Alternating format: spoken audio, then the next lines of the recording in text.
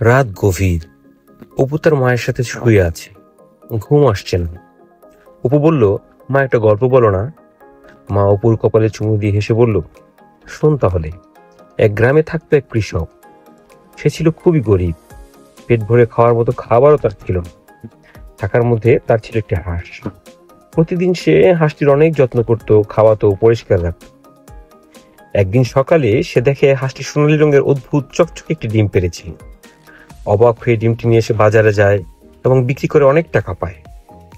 এরপর প্রতিদিন হাঁসটি একটি করে সোনার ডিম দিতে লাগলো। ফলে কৃষক ও তার স্ত্রী দিন দিন ধনী হতে লাগলো। কিন্তু তারা আর ধৈর্য রাখতে পারলো না। ভাবলো, পেটের ভিতর যদি অনেক ডিম থাকে তাহলে সব একসাথে পেলে কেমন হয়। লোভ করে একদিন তার হাঁসটিকে জবে করে ফেলল। কিন্তু ভিতর থেকে কোনো সোনার ডিম ছিল না, শুধু সাধারণ হাঁসের মাংস।